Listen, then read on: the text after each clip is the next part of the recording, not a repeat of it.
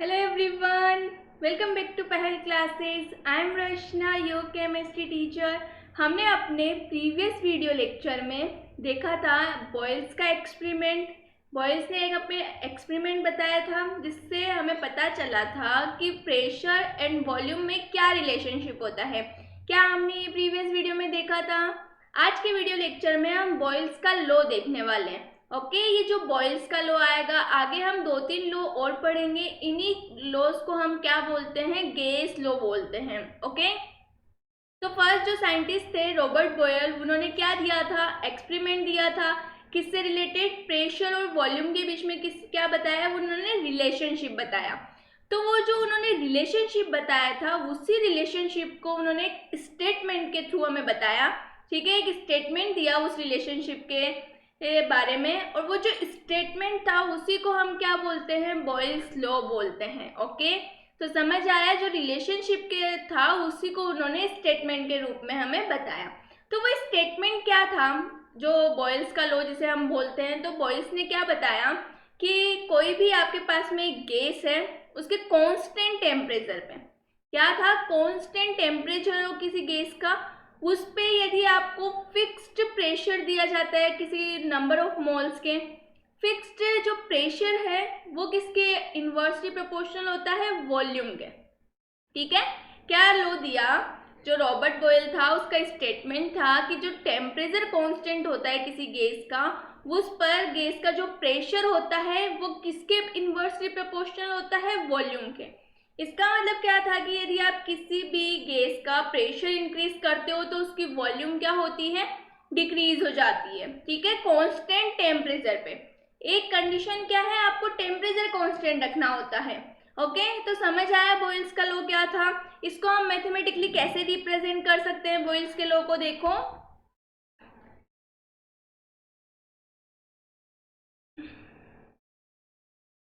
Boils का law था, उसको मैंने क्या बोला अभी आपको? कांस्टेंट टेम्परेचर पे प्रेशर वॉल्यूम के क्या होता है? इनवर्सली प्रोपोर्शनल होता है। तो यही क्या था? बॉयल्स का लॉ था। ओके, प्रेशर किसके इनवर्सली प्रोपोर्शनल है? वॉल्यूम के। ओके, जब भी ऐसा कोई प्रोपोर्शनलिटी आती है हमारे सामने, उसको जब अपन हटाते हैं, मैथमेटिक्स में आपने पढ़ा होगा, नहीं भी पढ़ा है तो आज से हमें ध्यान रखना है।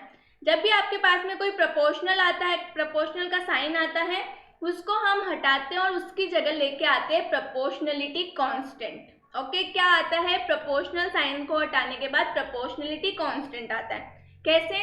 यदि हम इस प्रोपोर्शनल साइन को हटाते तो हमारे पास में आएगा P इज इक्वल टू के अपॉन बी। ये के क्या है? प्रोपोर्शनलिटी कांस्टेंट है।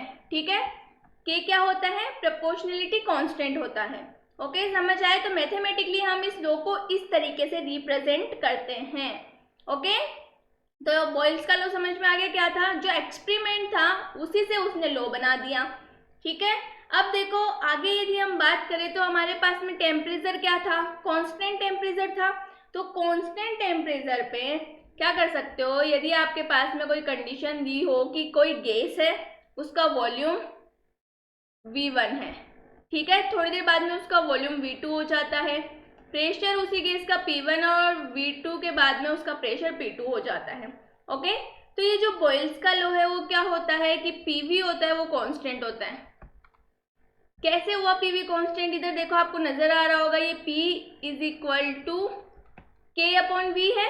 ओके, मैं इस P को उधर मल्टीप्लाई कर दूंगी तो PV इज इक्वल टू क्या आया? कांस्टेंट। K क्या है? प्रोपोर्शनलिटी कांस्टेंट ही है, इसीलिए मैंने कहा कि PV इज इक्वल टू क्या होता है? कांस्टेंट होता है।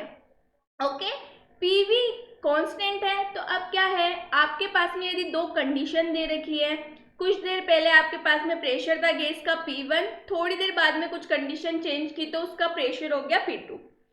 इसी तरीके से वॉल्यूम V1 था और प्रेशर हो गया V2। ठीक है, तो आप इसकी जो आपके पास में ये जो रिएक्शन हमारे पास में है, equation PV is equal to constant, इसके अकॉर्डिंग आप एक और इक्वेशन बना सकते हो। वो क्या है? इधर देखो, P1 V1 is equal to P2 V2 is equal to क्या आ जाएगा? कांस्टेंट। क्या हो जाएगा? कांस्टेंट। ठीक है, तो समझ आया कांस्टेंट कैसे है? क्योंकि वो PV कांस्टेंट था इसके इक्वल में, तो यदि दो कंडीशन में भी आती है तो वो भी क्या होगी? कांस्टेंट टेम्परेचर पे कांस्टेंट के इक्वल ही आने वाली हैं। ठीक है, समझ गए। ये जो इक्वेशन है, ठीक है, ये जो इक्वेशन है ये बहुत ज़्यादा हमारे न्यूमेरिकल्स होते हैं उनमें काम में आती है, इसलिए आपको पता होनी चाहिए। ठीक है, अब चलो हम देख लेते हैं यहाँ पे हमारे पास में क्या लिखे हुआ है। ठीक है, हमने समझ लिया बॉयल्स लॉ का स्टेटमेंट क्या था, उसकी इक्वेशंस क्या है। अब हमारा जो लिखे हुआ है वो देख लेते हैं। चलो देखो, Boyle's law was stated by Robert Boyle. It states that at a constant temperature the pressure of a fixed number of moles of gas varies inversely with its volume. नजर आ रहा होगा, P किसके इन्वर्सली प्रोपोर्शनल है, volume के। ठीक है, अब हमने देखो प्रोपोर्शनल साइन हटाया तो हमारे पास में ये क्या आ गया, कांस्टेंट। इसको हम क्या बोलते हैं, प्रोपोर्शनलिटी कांस्टेंट। ओके, आगे देखो, it depends upon the amount and temperature of the gas. It also depends upon the unit in which P as well as V are expressed. समझ आ गया कि ये किन किन पे डिपेंड करता है, कितना अमाउंट लिया गया है गैस का उस पर डिपेंड करता है, टेम्परेचर पे डिपेंड करता है। ओके, आगे देखो, let volume V1 be occupy at a pressure P1 and temperature constant होगा। ठीक है, T और T। ठीक है, again volume V2 is occupied at a pressure P2 and temperature T। Mathematically as per Boyle's law के according just मैंने आपको इधर समझाया है साइड में थोड़ी देर पहले, P1 V1 is equal to P2 V2 is equal to constant. ठीक है, अभी समझाया कैसे हुआ यहाँ पे, जस्ट एक और बार समझ लेते। इधर देखो, हमारे पास में था P is equal to K upon V। हमने V को इधर मल्टीप्लाई कर दिया तो ये क्या बना, PV is equal to K, और K क्या है, कांस्टेंट। ठीक है, यदि आपको दो डिफरेंट कंडीशन दे रखी है P1 V1 P2 V2 और कुछ निकालने को बोल रखा है, तो जैसे P और V है उसी तरीके से P1 V1 भी P2 V2 के इक्वल हो जाएंगे और क्या हो जाएगा, कांस्टेंट आ जाएगा, दैट इज K। ओके, समझ गए। ये इक्वेशंस बहुत इंपॉर्टेंट है बॉयल्स लॉ की, न्यूमेरिकल में बहुत बार काम आती है। अभी हम एक दो न्यूमेरिकल देखेंगे आगे, यही इक्वेशन काम में आने वाली है। तो आपको समझ आया कैसे डिराइव हुई इक्वेशन। ठीक है, मेनली पता होना चाहिए कि ये direct P1 V1 P2 V2 कहाँ से आ गया। तो हमारी जो मेन इक्वेशन थी कि P किसके इन्वर्सली प्रोपोर्शनल है, V के, उसी के हमने प्रोपोर्शनलिटी साइन को हटाया और हम वहाँ क्या लेके आए, प्रोपोर्शनलिटी कांस्टेंट। ओके, कांस्टेंट आ गया, फिर हमने क्या किया, उधर मल्टीप्लाई किया V को और उसको कांस्टेंट के इक्वल कर दिया। ओके, समझ आया बॉयल्स लॉ, बहुत इजी है। सिर्फ हमें क्या पता होना चाहिए कि P किसके इन्वर्सली प्रोपोर्शनल होता है, V के। और ये हमने कल एक्सपेरिमेंट में भी देखा था, वीडियो के अंदर देखी थी हमने, उसी का रिलेशनशिप था और उसी को इसने क्या बना दिया, एक स्टेटमेंट के थ्रू हमें बता दिया। ठीक है, और इसमें क्या कांस्टेंट होता है, टेम्परेचर। चले आगे, चलो ठीक है। अब हमें देखना है ग्राफिकल रिप्रेजेंटेशन। जो भी हमने इक्वेशंस देखी उनका ग्राफिकल रिप्रेजेंटेशन अब हम देखेंगे। ओके, यहाँ पे फर्स्ट ग्राफ है प्रेशर एंड वॉल्यूम, मतलब आपको पीवी ग्राफ बनाना है। ठीक है, पीवी ग्राफ बनाना है तो P को हम क्या लेंगे, वाई एक्सिस पे लेंगे प्रेशर को, और वॉल्यूम को एक्स एक्सिस पे लेंगे। ठीक है, अब जाओ हमें पता करना है आप ग्राफ कैसे बना सकते हो। यदि उनमें कुछ रिलेशन पता है तभी तो आप ग्राफ बना सकते हो। ओके, और हमें पता है, क्या पता है, P किसके इन्वर्सली प्रोपोर्शनल होता है, वॉल्यूम के, और हमें ग्राफ किसके बीच में बनाना है, प्रेशर और वॉल्यूम के। प्रेशर इससे कैसे वेरी करता है, इन्वर्सली, मतलब प्रेशर यदि इंक्रीज होता है तो वॉल्यूम क्या होती है, डिक्रीज होती है। समझ आया, प्रेशर को इंक्रीज करोगे वॉल्यूम क्या होगी, डिक्रीज होगी। ठीक है, तो यही ध्यान में रख के हमें क्या बनाना है, ग्राफ बनाना है। तो आप ग्राफ कैसे प्लॉट करोगे, प्रेशर ले लिया इस पे वाई एक्सिस पे, एक्स एक्सिस पे हमने ले ली वॉल्यूम। ठीक है, अब आपको सिर्फ इक्वेशन देखनी है। आपने मैथमेटिक्स में ग्राफ्स पढ़े होंगे, अभी तक नहीं भी पढ़े हैं तो आपको इतना ध्यान रखना है, जब आप पढ़ोगे आपको अच्छे से ड्रॉ करना आ जाएगा। आपको इतना ध्यान रखना है कि इक्वेशन कैसे है, P इन्वर्सली प्रोपोर्शनल है V के। जब ऐसी कंडीशन आती है, कोई भी चीज किसी के इन्वर्सली प्रोपोर्शनल होती है और प्रोपोर्शनल में देखो हमें P और V के अंदर ग्राफ बनाना है, दिख रहा है PV ग्राफ बोल रहे हैं। ठीक है, तो एक को बढ़ाओगे तो दूसरा डिक्रीज होगा, दूसरा डिक्रीज होगा, तो इस तरीके का ग्राफ बनता है हाइपरबोल, ऐसा ग्राफ आता है। ठीक है, कुछ इस तरीके का ग्राफ आता है जहाँ पर टेम्परेचर क्या होता है, कांस्टेंट, क्योंकि हमें पता है टेम्परेचर कांस्टेंट है इस पूरी कंडीशन में, पता है हमें, ठीक है। तो P और V का ये इस तरीके का ग्राफ बनेगा, ठीक है। देखो अब आप इस ग्राफ को देखोगे तो आपको नजर आ जाएगा जैसे जैसे आप P को इंक्रीज कर रहे हो वॉल्यूम डिक्रीज हो रहा है। क्या वॉल्यूम डिक्रीज हो रहा है? बिल्कुल हो रहा है, बिल्कुल हाई हमने कर दी, वॉल्यूम क्या हो गई, बिल्कुल कम हो गई, ठीक है। तो प्रेशर बढ़ाते जा रहे हो, वॉल्यूम डिक्रीज होता जा रहा है। तो इस तरीके का ग्राफ आता है किसमें, P और V का यदि हम ग्राफ ड्रॉ करते हैं तब, ठीक है, समझ आ गया। चलो अब नेक्स्ट हमें ग्राफ देखना है, आगे चल के हम ग्राफ देखेंगे P वर्सेस 1/V ग्राफ, ठीक है। हमारे पास में रिएक्शन क्या होती है, P इनवर्सली प्रोपोर्शनल V के होता है। अभी हमने ग्राफ बनाया P और V के बीच में, ठीक है। अब हमें ग्राफ ड्रॉ करना है P और 1/V के बीच में। तो यदि मैं बात करूं P और V, ओनली V, तो P V के क्या होता है, इनवर्सली प्रोपोर्शनल होता है। लेकिन यदि मैं बात कर रही हूँ P और 1/V के, जो मैंने अभी आपको डब्बे में बंद करके दिखाया है, तो P और 1/V की यदि बात करती हूँ तो ये 1/V P के प्रोपोर्शनल है। मतलब जैसे जैसे P बढ़ाओगे आप 1/V भी बढ़ेगा, 1/V बढ़ रहा है। V की मैं बात नहीं कर रही हूँ, इसका आप अच्छे से ध्यान रखना, ठीक है। P और V की बात नहीं कर रहे हैं, ठीक है।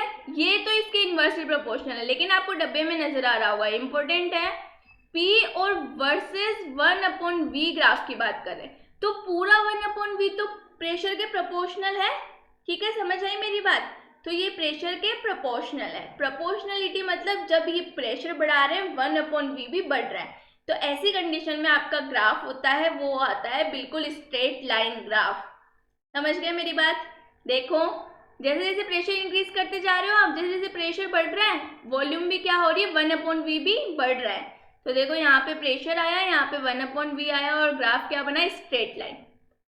समझ में आ गई किस तरीके से ग्राफ ड्रॉ होता है। चलो नेक्स्ट आगे हम ग्राफ देखेंगे PV versus P graph. Okay अब देखो आपको पता है PV इज इक्वल टू क्या होता है, K, मतलब कांस्टेंट, पता है ना, P inversely proportional 1/V, P is equal to K/V। V को उधर भेज दिया तो क्या ये वाली आ जाएगी इक्वेशन। तो PV क्या है, कांस्टेंट है।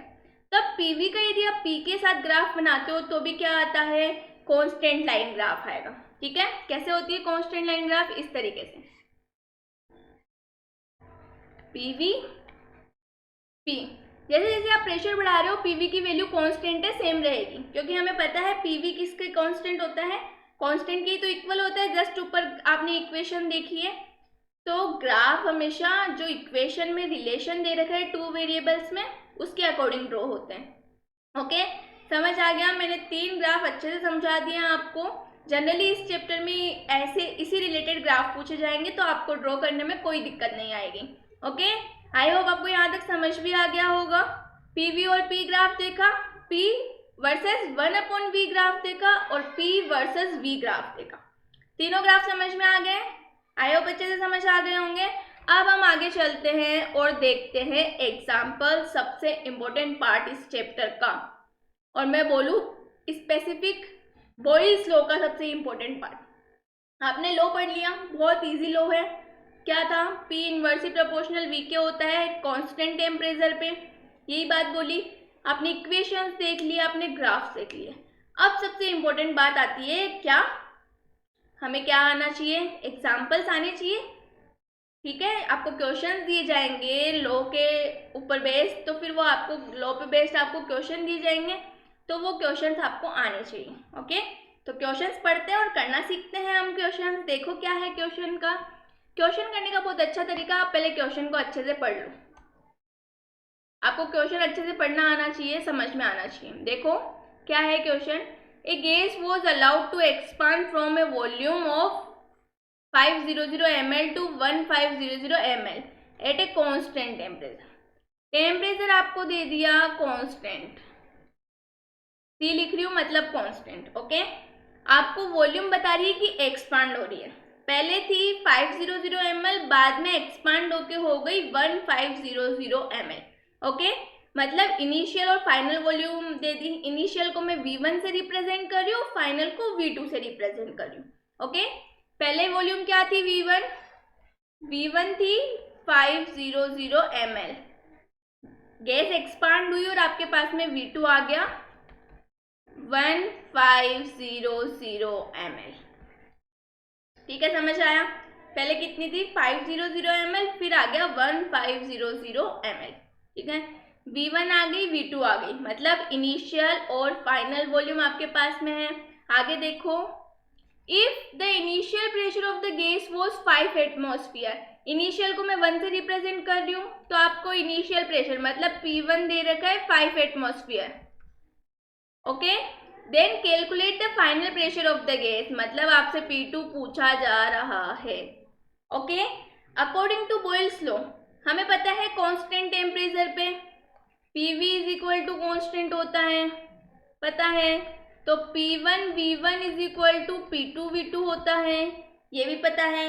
क्या जस्ट मैंने अभी आपको बोला था P1 V1 P2 V2 equal होगा? ओके, कंडीशन डिफरेंट है, टेम्परेचर कांस्टेंट है, तो ये दोनों एक दूसरे के क्या होते हैं? इक्वल होते हैं।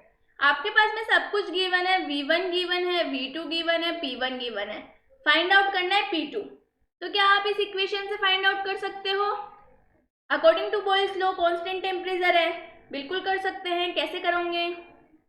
इस इक्वेशन में मैं वैल्यू रख रही हूँ, P1 हमारे पास में 5 एटमॉस्फेयर, V1 हमारे पास में 500 रख दिया, P2 मतलब फाइनल प्रेशर हमें नहीं पता, निकालना है।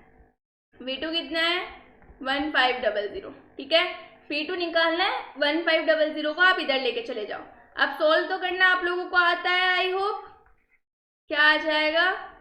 1500 इक्वल टू P2। सॉल्व करो, 20 से 20 कट, 5 3 जा 15, P2 आ गया अपने पास में 5 डिवाइड बाई, यदि हम 5 को 3 से डिवाइड करेंगे तो अपने पास में अप्रोक्सीमेटली वैल्यू 1.67 के अप्रोक्स आएगी। ओके, तो हमारे पास में प्रेशर आ गया फाइनल 1.67 एटमॉस्फेयर। ओके, इजी था, बस क्वेश्चन पढ़ो अच्छे से और क्वेश्चन को समझो। जो भी क्वेश्चन में गिवन है वो लिख लो, जो पूछना है उसको देख लो। ओके, समझ आ गया कैसे करना है? कांस्टेंट टेम्परेचर दे रखा है, वॉल्यूम गिवन है, initial final pressure initial given है और फाइनल प्रेशर पूछा है। तो क्या हम इस इक्वेशन से सॉल्व कर सकते हैं? बिल्कुल कर सकते हैं ना। चलो अब देखते हैं, समझ आ गया होगा आप लोगों को यहाँ तक। अब देखते हैं सेकंड एग्जाम्पल। सेकंड एग्जाम्पल क्या बोल रहा है, देखो। A weather balloon has a volume of 250 litre when filled with hydrogen at a pressure of 1 atmosphere. हमारे पास में एक वेदर बैलून है, उसका वॉल्यूम है 250 लीटर। ओके, हाइड्रोजन से फिल्ड है और उसका गैस का क्या है? प्रेशर है 1 एटमॉस्फेयर। ठीक है, अब हमें क्या कैलकुलेट करना है? देखो, calculate the volume of the balloon, मतलब हमें फाइनल वॉल्यूम क्या करनी है? कैलकुलेट करनी है। कब करनी है? When it rises to 1000 metre height where atmospheric pressure is 0.5 atmosphere. Assume that the temperature is constant. Temperature constant दे रखा है, P1 V1 दे रखा है, V2 पूछा है, P2 हमें गिवन है।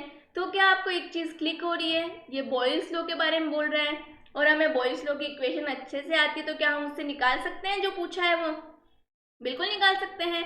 तो हमें क्या गिवन है पहले वो लिखो, क्या पूछा जा रहा है उसको मेंशन करो और फिर आसानी से आप क्वेश्चन सॉल्व कर सकते हैं। करें क्वेश्चन? आपको क्या करना है, पहले वीडियो को पॉज करके खुद को करना है, बाद में देखना है कि आपने सही किया है या गलत। ओके, थिंक करो, सोचो इसके बारे में। तो देखें हम, चलो सॉल्यूशन करना स्टार्ट करते हैं। V1 आपको गिवन है 250 लीटर। ओके, एंड P1 आपको गिवन है 1 एटमॉस्फेयर। V2 हमें पता नहीं, निकालना है। P2 आपको है 0.5 एटमॉस्फेयर। अब आपको कंफ्यूज बिल्कुल नहीं होना है, इसने P2 बताया है 1000 मीटर हाइट पे। हाइट का कोई रोल ही नहीं है, सिर्फ बताया है कि P1 पहले इतना था, बाद में जब हाइट पे बैलून पहुंच गया तो प्रेशर इंक्रीज हो गया। ठीक है, इंक्रीज हुआ या डिक्रीज हुआ, जो भी हुआ प्रेशर डिक्रीज हो गया। 1 से 0.5 हुआ मतलब प्रेशर डिक्रीज हो गया। ओके, तो 1000 मीटर हाइट पे प्रेशर डिक्रीज हो गया, कितना हो गया 0.5 एटमॉस्फेयर। बस ये हमें बताना चाह रहा है कि प्रेशर इतने हाइट पे इतना है, बाकी हाइट से कोई लेना देना नहीं है। P1 गिवन है, P2 गिवन है, V1 गिवन है, V2 निकालना है। तो क्या आप बोयल्स लॉ अप्लाई करके निकाल सकते हो?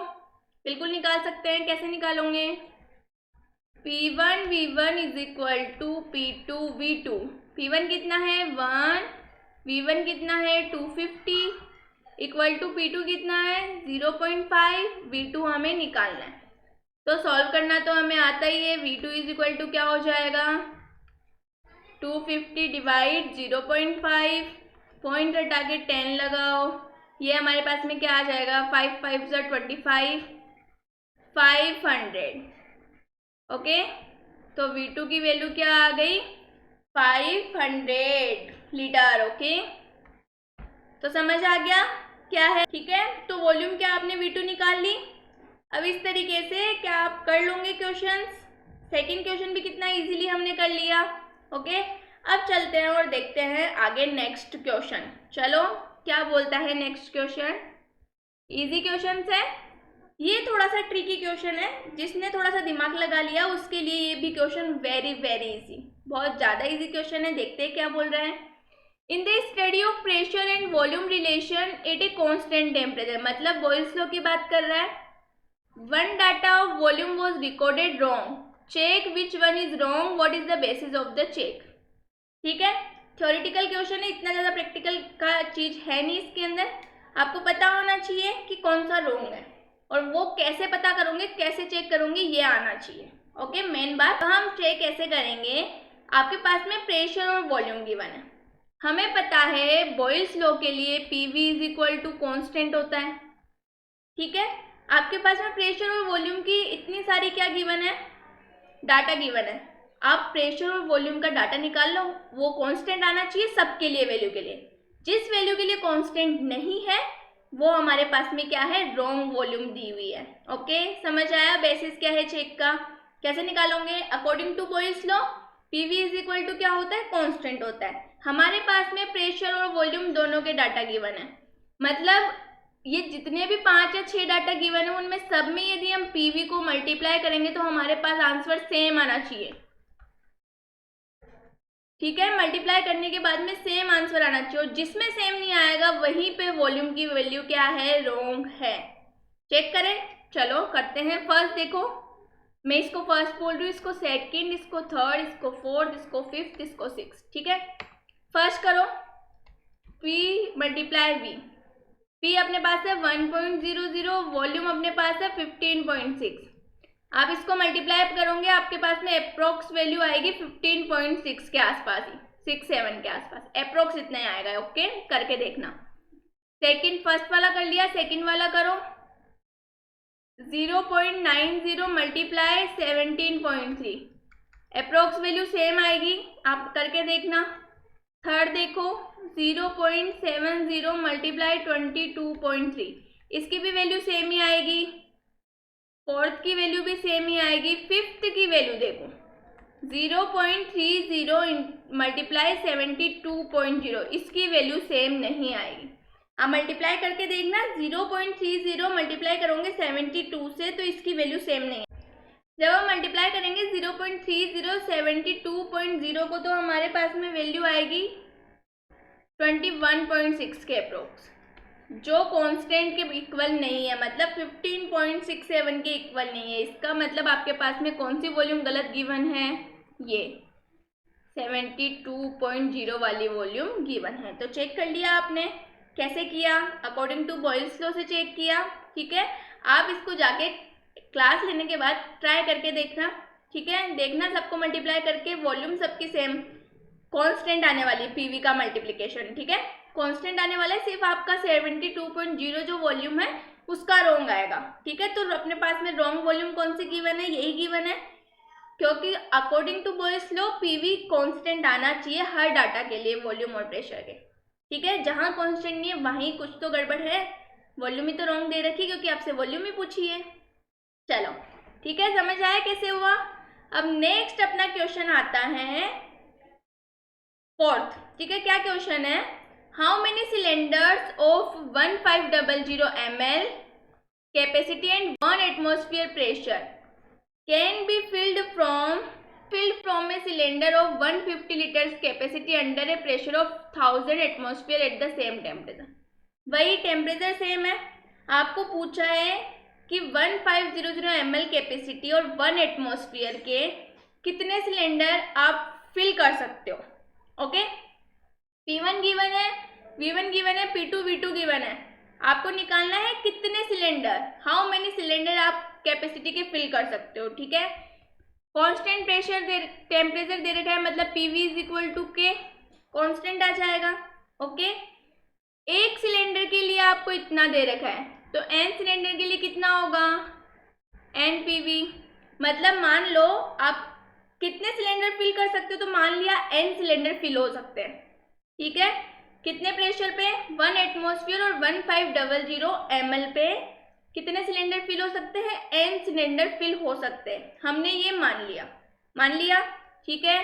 तो ये किसके इक्वल है, कांस्टेंट के इक्वल है। वैल्यू रखो, हमें पता नहीं कितने सिलेंडर है, n सिलेंडर है। कितना प्रेशर बोला इसने, 1 एटमॉस्फेयर, और वॉल्यूम कितनी बोली, 1500 ml। लेकिन यहाँ पे नेक्स्ट आप नीचे वॉल्यूम देखो, लीटर में गिवन है, तो हम इसको किस में चेंज करेंगे, लीटर के अंदर, ठीक है।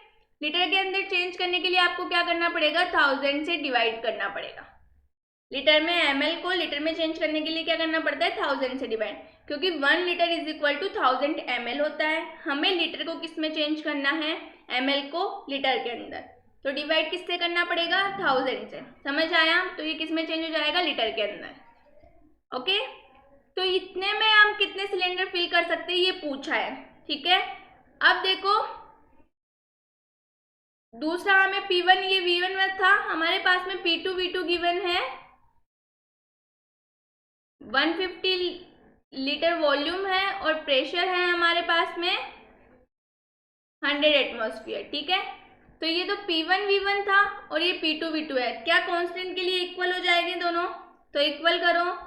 इस n को मल्टीप्लाई करना मत भूलना, क्योंकि हमें इसके अंदर पूछा है कितने सिलेंडर इस कैपेसिटी के फिल हो सकते हैं, तो हमने एज्यूम किया है कि n हो सकते हैं। अब हमें n की वैल्यू तो निकालनी है। जैसे ही आप n की वैल्यू निकालोगे आपके पास में आ जाएंगे कितने सिलेंडर फिल कर सकते हो।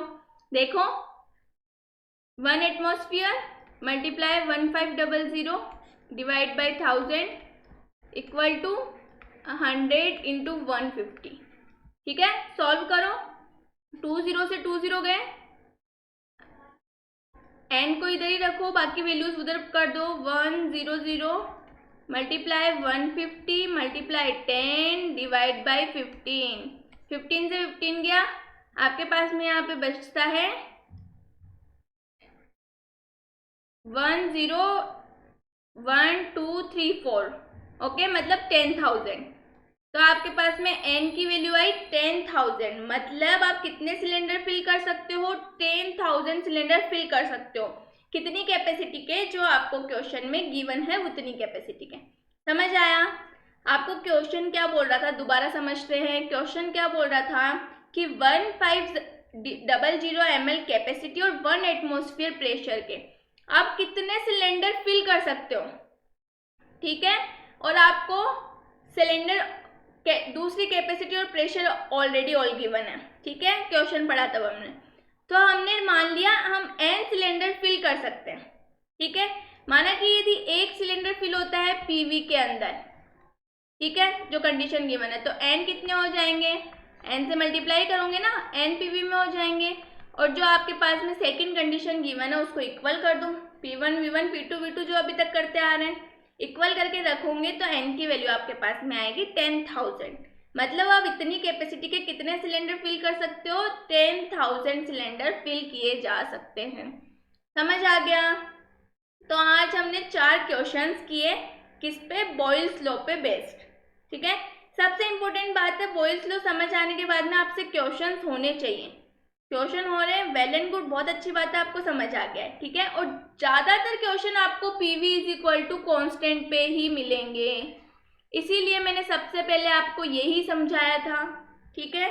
अब समझ आ गया होगा आई होप। यहाँ तक क्वेश्चन में किसी भी स्टूडेंट को कोई डाउट है प्लीज़ कमेंट बॉक्स में कमेंट करके पूछें। तब तक अपना ख्याल रखिए, मेरे वीडियोस देखते रहिए। Thank you.